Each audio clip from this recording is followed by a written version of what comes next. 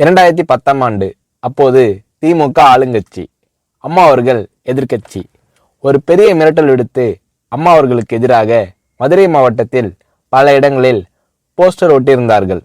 அந்த போஸ்டரில் அம்மா அவர்கள் மதுரைக்கு வந்தால் திரும்பி செல்ல மாட்டார், மதுரைக்கு அம்மா அவர்கள் வரக்கூடாது என்று மதுரை மாவட்டத்தில் பல இடங்களில் அந்த போஸ்டரை ஒட்டி பெரிய மிரட்டல் எல்லாம் கொடுத்தார்கள்.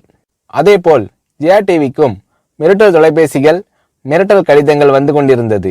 ஜெயா டிவியின் செய்தி பிரிவினர் இந்த மிரட்டல்களை பற்றியெல்லாம் தியாகத்தலைவி சின்னம்மா அவர்களிடம் சொல்லி அம்மா அவர்களின் கவனத்திற்கு கொண்டு சென்றார்கள். அம்மா அவர்கள் துணிச்சல், வீரம், கம்பீரம் இவற்றின் ஒட்டுமொத்த உருவம். அதனால் புரட்சி தலைவி அம்மா அவர்கள், நான் மதுரைக்கு போய் தீருவேன், பொதுக்கூட்டத்தில் பேசியே தீருவேன், எது நடந்தாலும் எதிர்கொள்கிறேன் என்று சொல்கிறார்கள்.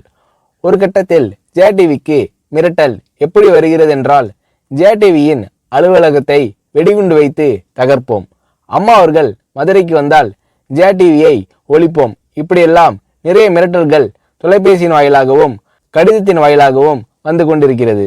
இந்த மிரட்டல்களை எல்லாம் கடந்து அம்மா அவர்கள் மதுரைக்கு சென்று பிரம்மாண்டமான பொதுக்கூட்டத்தில் லட்சக்கணக்கான மக்கள் மத்தியில் எழுச்சி உரையாற்றும் போது, ஒரு எதிர்க்கட்சியின் தலைவி என்ற முறையில் என்னை நீங்கள் மிரட்டுங்கள், ஒரு எதிர்க்கட்சியினை நான் நடத்துகிறேன் என்பதற்காக கழகத்தை மிரட்டுங்கள், ஜெயா டிவியை எதற்காக மிரட்டுகிறீர்கள், ஜெயா டிவியின் அலுவலகத்தை நீங்கள் தகர்ப்பீர்களா, ஜெயா டிவியை நீங்கள் ஒழித்து கட்டிவிடுவீர்களா, பார்க்கலாமா, ஜெயா டிவியை ஒழித்து கட்டிவிட்டால் என்னுடைய அரசியல் குரலை ஒழித்து விடலாம் என்று கனவு காணுகிறீர்களா?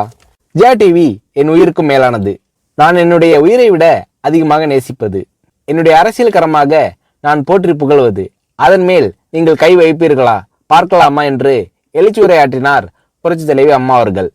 இப்படியெல்லாம் அம்மா அவர்களின் அன்புக்கும் மரியாதைக்கும் பாத்திரமாக ஜெயா டிவி இருந்தது.